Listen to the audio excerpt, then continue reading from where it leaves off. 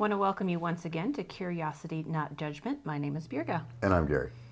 Wanted to talk about responses to people in your life that have experienced some trauma.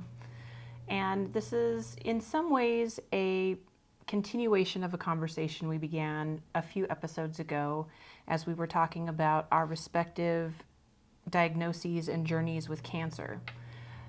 I am finding, as you know, this is much more present than your situation, that I'm still processing. I'm having some good weeks, I'm having some bad weeks. And, there are certain things that have, I'm going to say, triggered me that took me by surprise. And I found a screenshot of something that I shared on my social platform that comes from the Trauma Healing Institute, a program that I have gone through and done some training in years past, but it had some really impactful questions I wanted to go through, but then also what we might do as listeners for somebody to whom the trauma has occurred and allowing them a safe place and a safe opportunity to share those stories. And just like, and when you say the word trauma, I think a lot of people think of, major car wreck, accident, fell off a bill. What those poor people are going through in the gondola in Pakistan right now they were just heading to school and all of a sudden they're up in a gondola and they can't rescue them and terrible stuff. There are micro traumas. Oh, for sure. There are little things that might add up. There are, so it's almost like grief. We talk about the stages of grief, and sometimes people think grief is only when you've lost a loved one. But grief is losing a job. Grief is losing a promotion.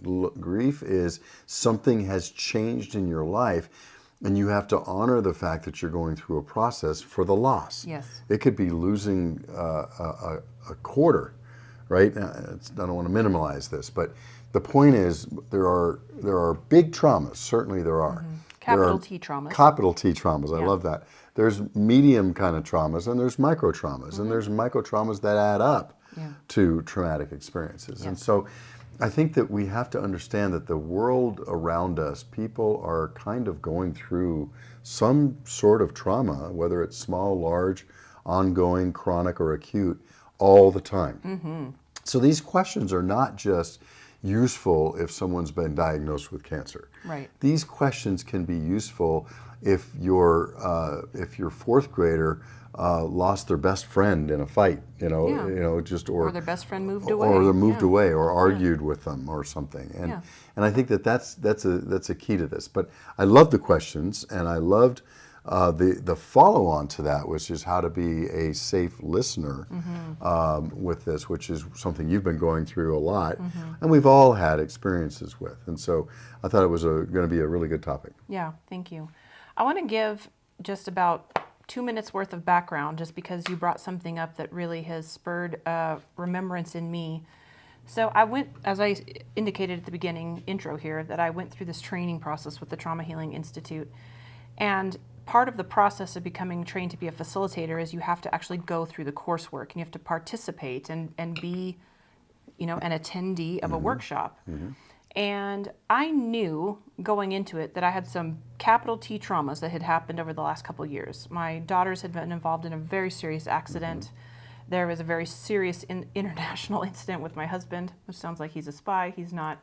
But there were some capital T traumas, and I was thinking as I went through this coursework, surely that's going to be some of the things that bubble to the surface and are going to need to be addressed.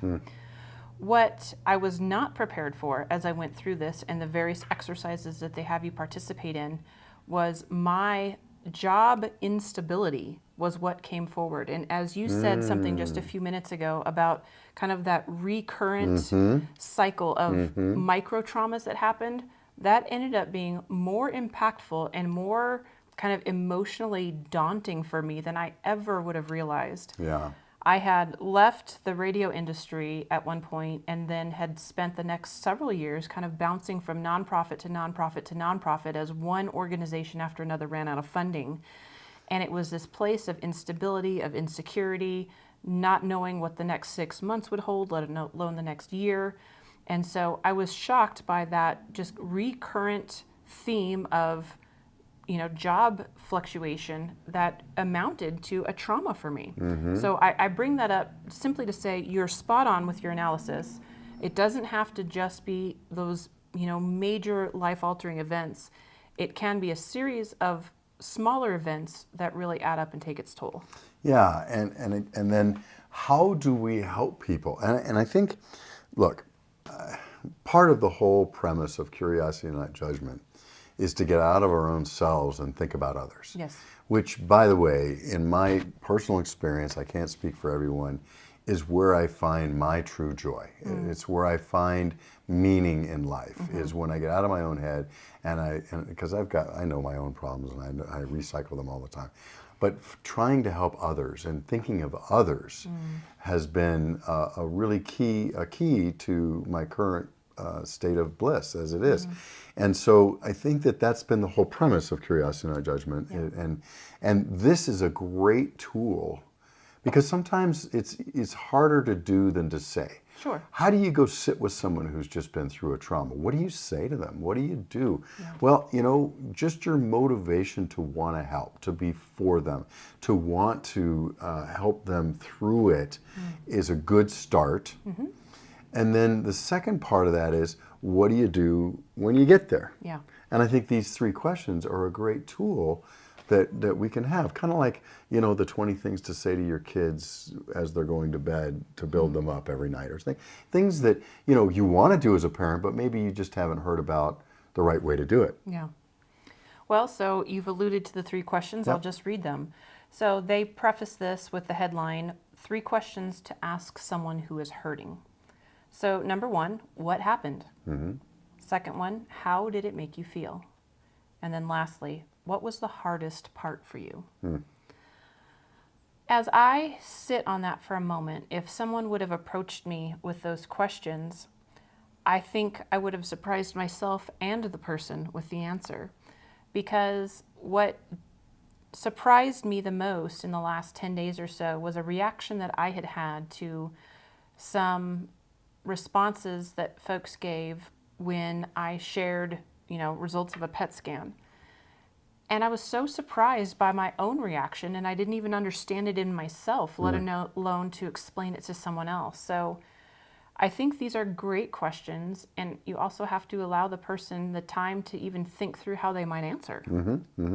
But they're good prompting questions too. And a lot of just today, I was with somebody who asks really good questions, and she asked me a question, and it's like, of course I'm doing this and I need to do this, right? Why can't I ask myself those questions, right? Why does it take somebody else? But this is where that's the key to being helpful. Because when you're in your own stuff, it's very hard to ask those questions. Now, you can practice it and get better at it, but sometimes it just takes somebody else, especially if they're for you and they're a trusted advisor, somebody that you like, to ask those questions to make you go, yes, I need to reprioritize. I need to think differently, or as my wife likes to tell me, think better, right? Yeah. And that can be the key to relief, to a lack of, to getting over a frustration in your own thinking, and it's key. So these questions are amazing. The what happened. I love that one because sometimes we think something happened and it's really something else. Right. Somebody might say, what happened? And you say, well, I got knocked down at school today. When it's really, I was hurt because the person who knocked me down, I'm not sure if they did it intentionally, and they didn't say sorry afterwards. So sometimes what happened isn't what happened, which leads into the next one, which I struggled with for 50 years or more, and that is, how did it make you feel? Right. That's exactly that's right. how it says. What is a feeling, right? I mean, I've talked before about this. How do you feel? Good or bad? Those aren't even feelings. There are, 164 feelings, and I didn't know those. I had never really thought about how do you feel. It used to annoy me if someone asked how you feel. Now I see the value in it. Yeah. And so you're right. It may take the person a minute to answer those. Yeah. Part of the whole beauty of this is allowing them the minute Oh, to yeah. think. And then no judgment based on what their response is. Exactly. And I think that is so important for us to highlight, especially on this podcast. Be curious as you ask the question and have no judgment with the response. I remember one of the stories in the trauma healing training that they use is the story about a woman who is getting ready for a trip. She loads up the car. She just purchased some new luggage. The luggage is in the trunk. She's with family members in the car, and a car accident happens. And so they use the example of how rattled people can be and how just discombobulating these traumas can be, because when in this scenario, when a friend went to the hospital to talk with this woman who had been in this horrific accident, and I believe, if memory serves me correctly, one of her family members perished in the accident. You know, what happened? Well, we got in a car accident, maybe a kind of a generic answer. How did it make you feel? And the response was, I know this sounds crazy, but I just kept thinking about, why did I spend money on that new luggage that was destroyed in this accident? Trauma does something to the brain, and it causes you to think in some very, atypical ways. And what was the hardest part? Well, ultimately, the answer is going to be, I lost my loved one in this accident. But in the moment when the trauma happens, or shortly thereafter, your mind is such a mess and reeling from all the emotion, the adrenaline, all of the chemicals, that you may be surprised at what the answer is. And if the answer is, the hardest part for me was that I wasted $300 on brand name luggage that is now destroyed, that's where the key of not judging comes in. Knowing it's not a shallowness of the person, it's a trauma response, that they just need time to spit out the things that are top of mind, and over time the processing about the deeper, more grave things will happen. Boy, that just brings up so many comments. We act differently in different situations. Yeah. And we talked before about things that are preventable, like hungry, angry, lonely, tired. Because we know we act differently, and we sometimes aren't our best and give our best responses when we're in those conditions, and some of those are preventable most of the time.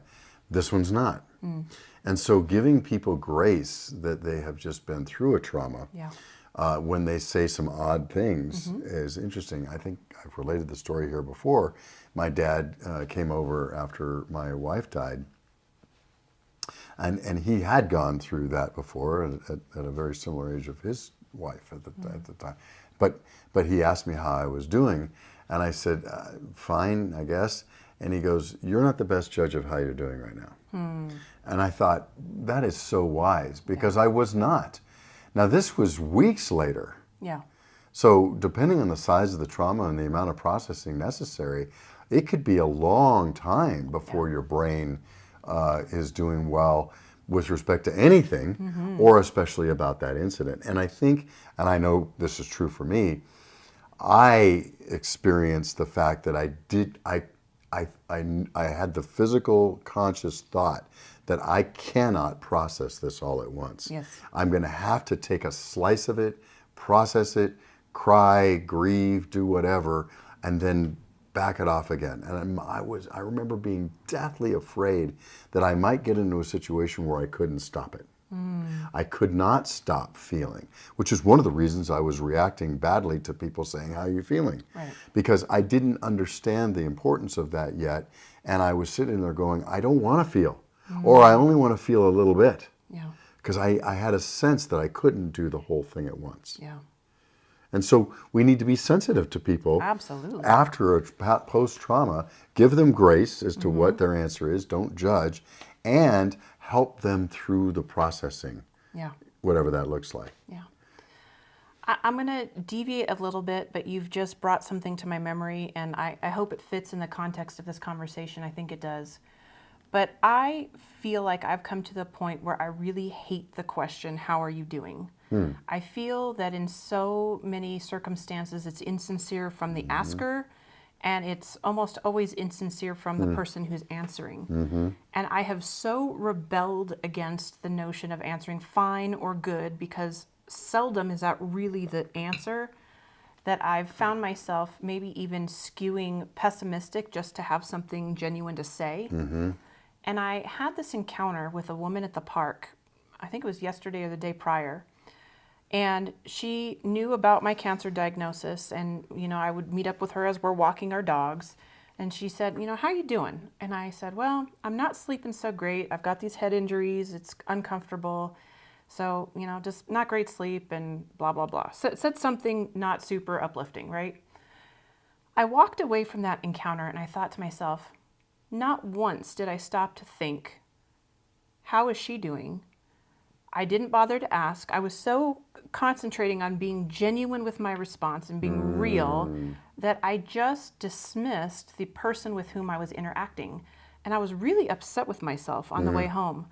And I went this morning the same path, hoping to run into her today because I wanted to apologize. And I didn't see her. So hopefully tomorrow. Well, give yourself some grace. And by the way, real growth first starts with awareness. And so, give yourself some credit that you were even aware of that even after the conversation. And it will lead probably to a rich conversation the next time you see her. But, we do get into that situation where we are trying to think of our own response more than the other person. And that's a symptom of that being in our own head versus thinking of others, being judgmental of the question versus being curious, right? And curious about the other person. But again, you have to give yourself some grace because you have to think and manufacture these answers given the asker, the situation, and the message that you're trying to do, which we've talked about this before. The worst thing that could happen to you at this time is the fact that you have to think about what order to tell people and what you're going to say and things like that.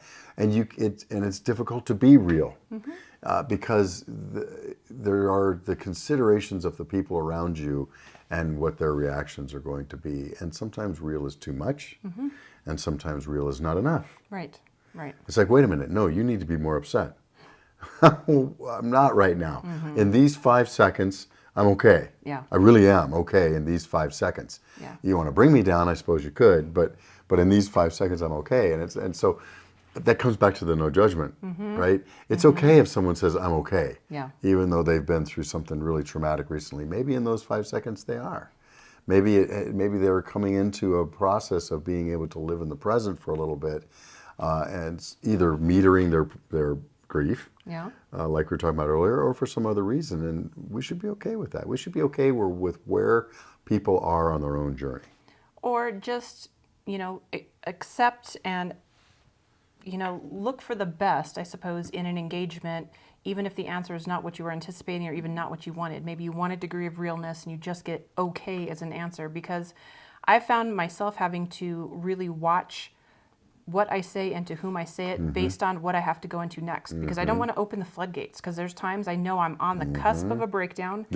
And you asking me the "Are you okay?" question, if I say anything besides yes, or how you doing, fine, anything more than that is going to cause a downpour of tears, and I can't expend it in that moment. Right, or don't want to. Right. Don't desire to.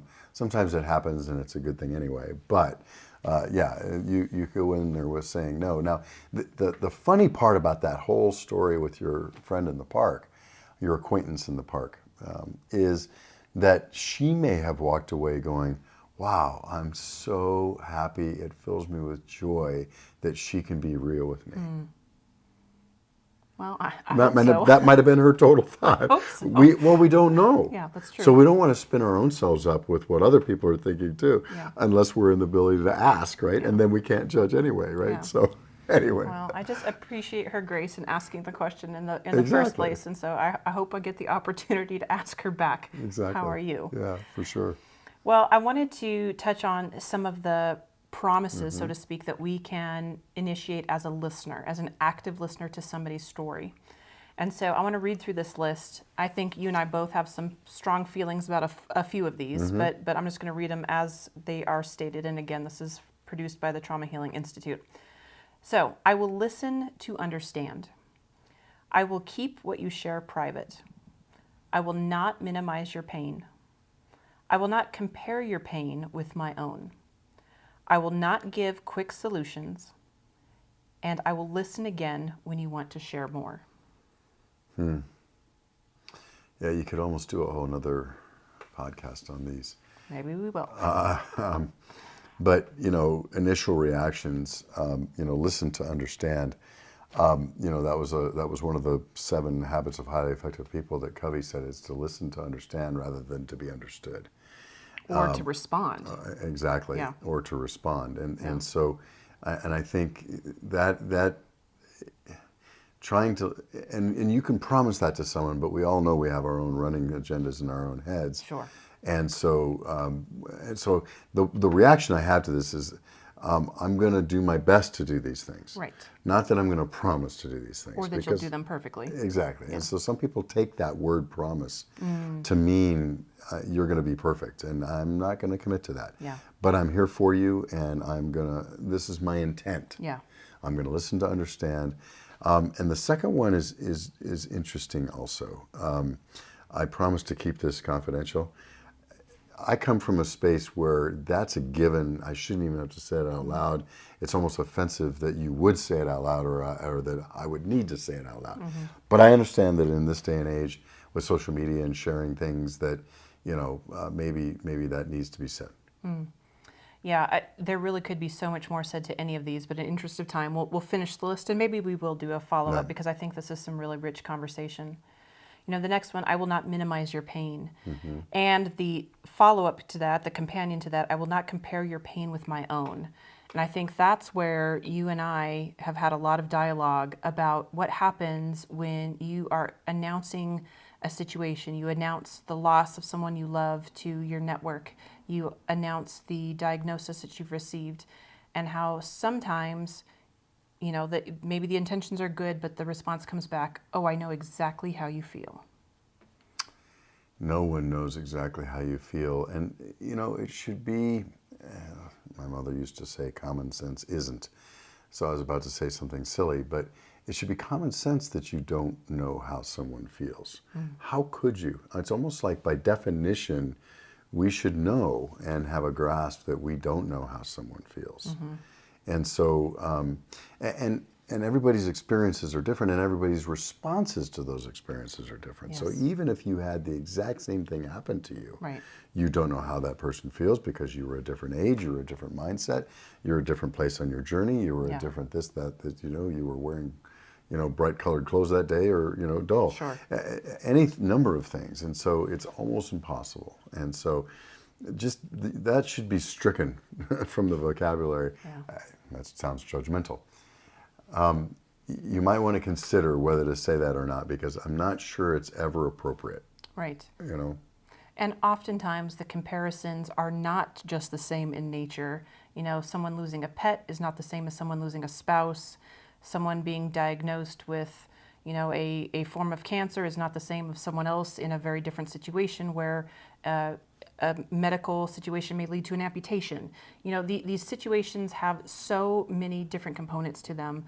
And for us to try to make that comparison, we're inevitably going to be off kilter when we try to convey that similarity in our own experiences. And I do want to come back to this, and maybe I'll just kind of conclude with this thought. I do know why that happens, or I think I know why that happens. We as human beings are so intent on being understood and being liked and accepted and part of a community that I think we grasp for any type of similarity. So if you say to me, hey, I've been diagnosed with this disease, and I subconsciously think, oh, that might do something in our relationship. You're going to be walking through something that I'm not walking through. Again, I think it's subconscious. My response might be, oh, I know just what you mean, because I've had this happen, because we are so desperate to be kind of in that club of likeness. no, you're right. And we should give grace to the people who do say that, because they've probably never thought it through, and they don't understand the impact it could have. Yeah. So I think let's make a second episode of this. I think this is really substantial conversation, and we need to discuss it. And so we will conclude for now, but be ready for next week as we jump into part 2 on how to ask good questions for someone who's walked through trauma. Take care.